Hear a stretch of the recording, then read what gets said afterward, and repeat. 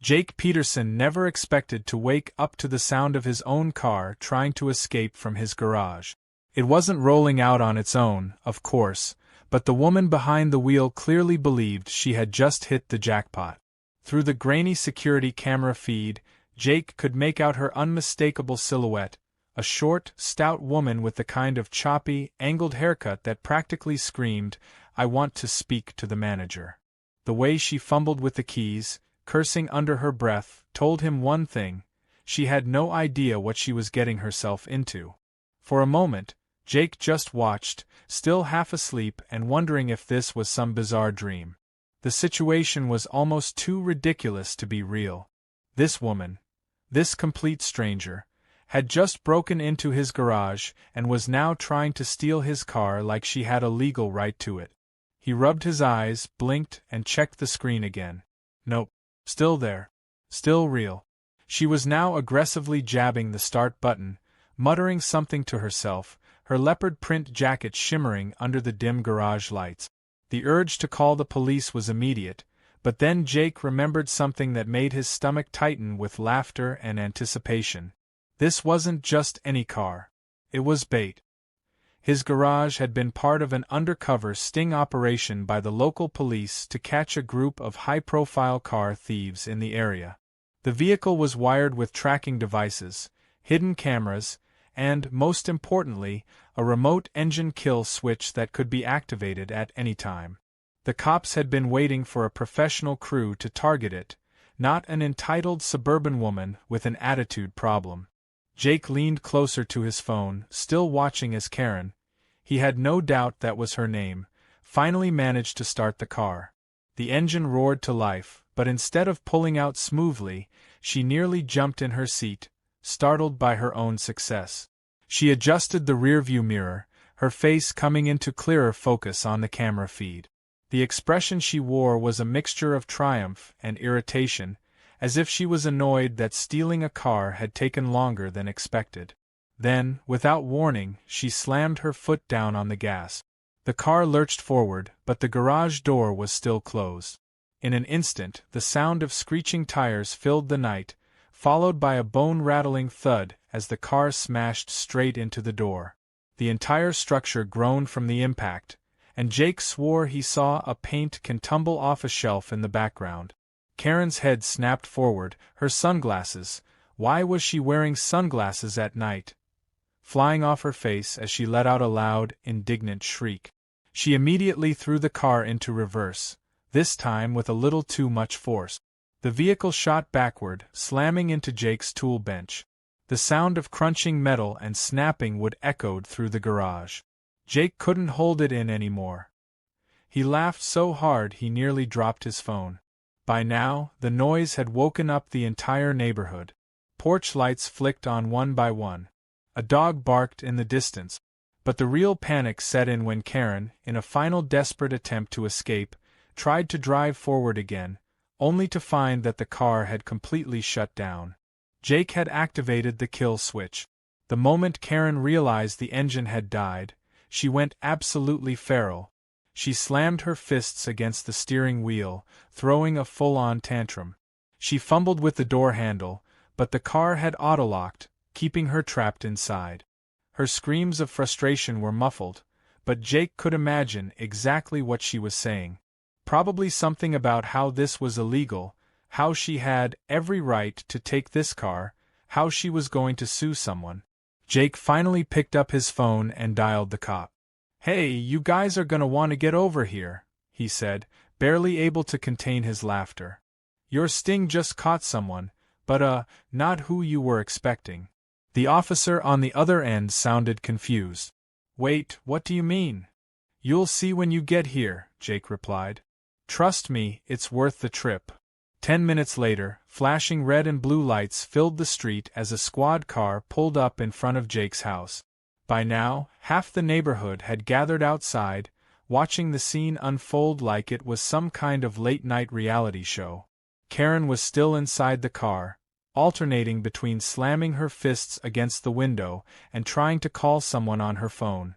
When the officers approached, she suddenly changed tactics. She pressed herself against the glass, her expression shifting from rage to absolute indignation. The moment they unlocked the door and pulled her out, she threw up her hands. Finally! Arrest him! She screamed, pointing straight at Jake. One of the officers blinked. Oh, what? This is my car. He locked me inside. He tried to kidnap me, she shrieked, her voice rising to an almost inhuman pitch. Jake raised an eyebrow. Your car? Yes. My friend told me it was abandoned. I was just taking what's rightfully mine. The officer glanced at Jake, then at his partner, then back at Karen. Ma'am, that is the single dumbest thing I have ever heard. Karen's face turned red, but she wasn't done yet. She whirled around to face the small crowd that had gathered. Do you all see this? This is discrimination. I was just trying to go home. And this man set a trap for me. This is entrapment. Jake couldn't believe what he was hearing. A trap? Lady, you broke into my garage and tried to steal my car. That's not the point. Karen snapped. Oh, I think it is. The officers exchanged a glance, and one of them finally sighed. All right, that's enough. Ma'am, you're under arrest for breaking and entering, attempted grand theft auto, and resisting arrest. Karen's eyes widened. You can't do this. I have rights. Her sentence was cut off as the officers guided her toward the squad car. She twisted in their grip, still trying to argue her way out of the situation, but it was clear she had lost the battle. As she was shoved into the back seat, she shot one last glare at Jake. This isn't over, she screamed. Jake smirked. Oh, I really hope it is. As the police car pulled away, the neighbors slowly began to disperse, muttering and shaking their heads. Jake, still trying to process the insanity of the last hour, exhaled and glanced at his garage. The damage was going to be a nightmare to deal with, but at least he had one hell of a story to tell. And the best part? It wasn't even over yet. Jake barely had time to process the chaos before his phone started buzzing again. It was one of the detectives running the sting operation. The moment he answered, the exasperated voice on the other end hit him like a freight train. Are you telling me our carefully planned months-long operation was just blown up by some random woman named Karen? Jake tried to hold back his laughter. That's exactly what I'm telling you. There was a long pause.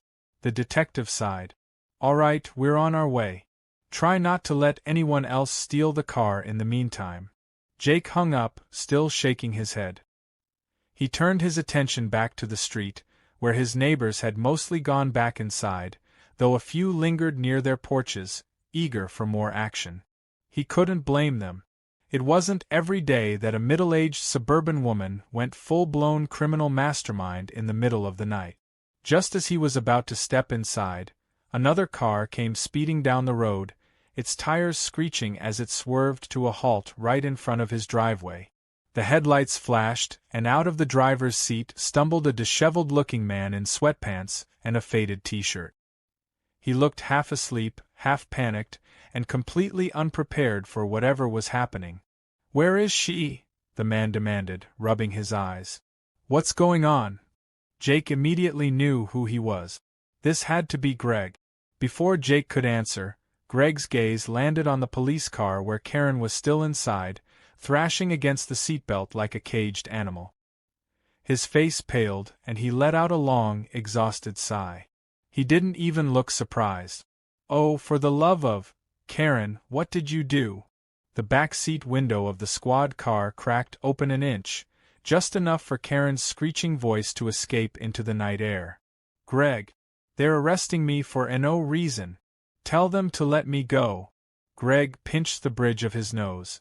What did you do? I was just taking what was rightfully mine. Greg groaned. Oh no. Not this again. The officer standing nearby crossed his arms. Sir, do you have any idea why your wife was in this man's garage, breaking into a car that wasn't hers? Greg let out another sigh, looking as if he had aged 10 years in the last 5 minutes. Look, Karen has this thing. She sees stuff she thinks is abandoned and she just takes it. She says it's legal. Jake's eyebrows shot up. Legal? Karen shouted from the car. It is. If someone isn't using something, it's fair game. Greg turned back to the officer, lowering his voice. I swear, she's been doing this for years. Lawn furniture, bicycles, even a freaking barbecue grill once. But a car? This is a new level, even for her. The officer rubbed his temples. Well, sir, this time she's being charged with grand theft auto, breaking and entering, and resisting arrest. She's looking at some serious trouble. Greg closed his eyes, breathing deeply through his nose like a man who had long ago accepted that his life was a never-ending parade of disasters. You have no idea how much paperwork this is going to be.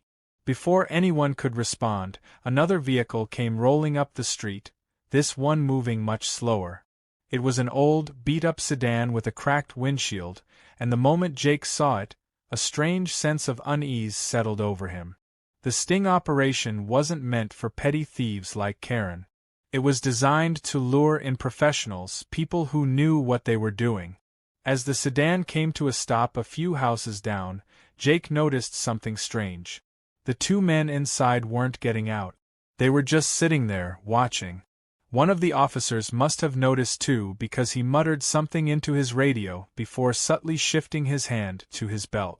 The other officer turned, giving the car a hard stare.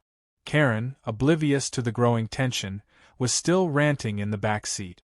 I hope you know I'm suing all of you. This is illegal. I demand a lawyer. No, I demand the mayor. Greg turned back to the officers. Can we just... Before he could finish, the sedan's passenger door suddenly swung open. One of the men stepped out, glancing up and down the street before leaning back into the car, whispering something to the driver. Jake's stomach clenched. He had seen that kind of body language before. These guys weren't just curious onlookers. They were scoping out the scene. They had come for the car. One of the officers shifted his stance, clearly coming to the same realization. Sir, he called out to the man, is there a reason you're parked here? The man hesitated for half a second too long. Then, without warning, he bolted. The officer reacted instantly, shouting for him to stop, but it was already too late. The driver of the sedan floored the gas, tires screeching as they attempted to escape. In their panic, they misjudged the turn and clipped the curb, sending the car skidding sideways before crashing directly into a fire hydrant. Water exploded into the air like a geyser. Jake barely had time to process the scene before the other officer took off running, tackling the fleeing man before he could make it more than a few steps. The suspect hit the pavement with a grunt, struggling for a moment before finally going still. The driver, meanwhile, was still in the crashed car, hands raised in surrender as water rained down on the scene. Karen, however, was completely unbothered by all of this. In fact, she looked furious for an entirely different reason. Why are you arresting them? She shrieked. They're just trying to get home. Jake turned, giving her a look of utter disbelief. Are you serious? Yes. The real criminal here is you. This whole thing was a setup, wasn't it?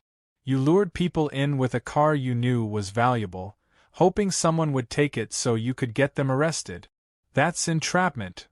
One of the officers, now soaked from the hydrant spray, turned to look at her with the deadest expression imaginable. Ma'am, that's not how entrapment works. Karen scoffed. Oh, so now you're an expert in the law? I'll have you know, I took a criminal justice course in community college.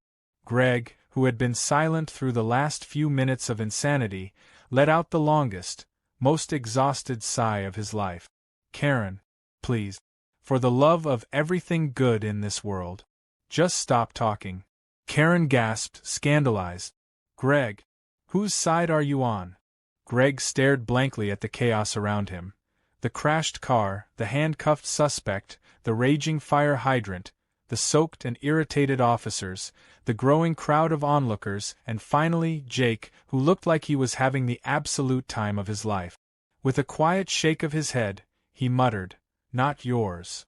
Jake couldn't help it. He burst out laughing. As the officers started processing the two actual criminals, the chaos in Jake's driveway finally began to settle.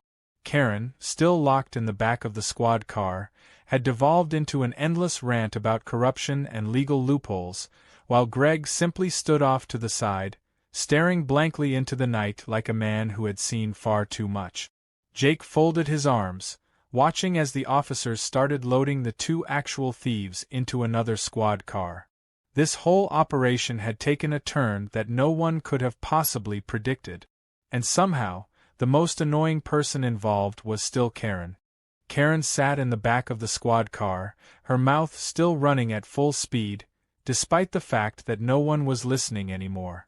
The officers had long since stopped responding to her complaints, instead focusing on securing the actual criminals they had just arrested. The hydrant was still spewing water into the sky, turning the street into a small river, and Greg stood off to the side looking as if he had aged 10 years in the past hour. Jake, on the other hand, was still reveling in the absolute absurdity of the situation. Karen, however, was far from done. "You can't just arrest me for nothing. I was only taking what I was owed. This is a clear case of discrimination, abuse of power, and quite frankly, I think this entire police department should be investigated. I demand a lawyer." One of the officers glanced at his partner, clearly losing patience.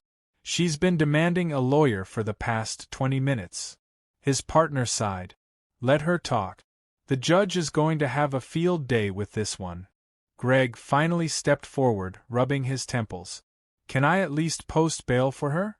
The officer shook his head. "Not yet. She's looking at multiple charges, and given the fact that she was caught in the act, she'll be processed before bail is even considered. If I were you, I'd start thinking about how much you really want to pay to get her out." Greg didn't answer.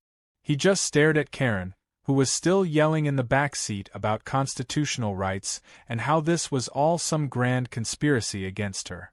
Jake almost felt bad for the guy. Almost. Karen suddenly slammed her hands against the window. "Greg, are you seriously just going to stand there while I get dragged off to jail? Do something." Greg let out the deepest sigh of his life, then turned to the officer. "Hypothetically speaking, what happens if I don't post bail?" The officer smirked. "She stays in county jail until her court date." Greg looked at Karen, who was now sputtering in outrage, then turned back to the officer. "And how long until that happens?"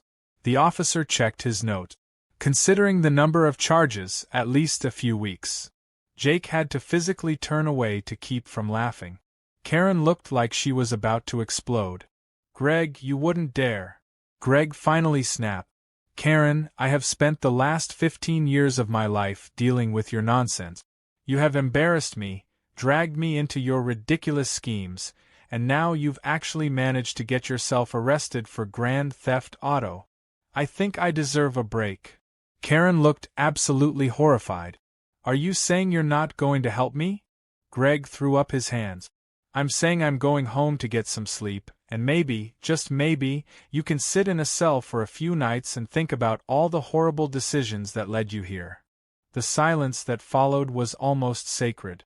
Karen's jaw dropped so low that Jake was convinced it would hit the floor of the squad car. The officers barely concealed their amusement. Even the neighbors, still watching from a distance, let out a few muffled chuckles. Greg took one last deep breath, straightened his shirt, and turned to Jake. "Sorry for all this. You didn't deserve to have your night ruined." Jake grinned. "Oh, don't apologize. This was the most entertainment I've had in years." Greg shook his head, muttering something about needing a divorce lawyer, then turned and walked toward his car. He didn't look back. Karen, on the other hand, completely lost it. "You can't leave me here. Greg. Greg." The officers finally shut the door, muffling her screams as they prepared to take her away. Jake waved as they drove off, her angry ranting fading into the distance. With the show finally over, the neighbors slowly began retreating back into their homes. The water from the fire hydrant was finally being turned off, though the street was now completely soaked. The criminals who had actually been the target of the sting operation were cuffed in the back of another squad car, looking more confused than anything else.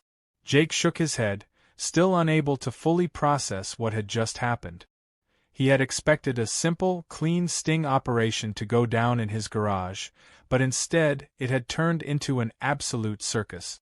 And somehow, through all of it, Karen had been the biggest problem of the night. One of the officers approached him, shaking his head. "I don't know whether to thank you or apologize." Jake smirked. "Honestly, I should be thanking you. I didn't even have to pay for entertainment tonight." The officer chuckled. "Well, thanks for your cooperation. We'll be in touch about any property damage claims." Jake nodded, glancing at his garage door, which was now slightly bent from Karen's failed escape attempt. He sighed. "Yeah, I'll be needing that." The officers finished packing up, and soon the last squad car rolled away, leaving Jake standing in the damp street, staring at the mess that had once been his peaceful neighborhood. The smell of wet pavement mixed with the distant hum of crickets as the adrenaline started to fade from his system. He took one deep breath, shaking his head. Then, just as he turned to head back inside, his phone buzzed. A message. From an unknown number. Jake frowned and opened it. It was a video. A video of Karen. More specifically, a security camera recording of Karen trying to steal his car, banging her head against the steering wheel when the engine shut off, and then screaming about being kidnapped. Below the video was a simple caption. "You should post this." Jake stared at it for a long moment. Then, ever so slowly, a grin spread across his face. He hit upload. Within hours, the video went viral. The internet had a new favorite meme. And Karen? Well, she was about to have the worst week of her life.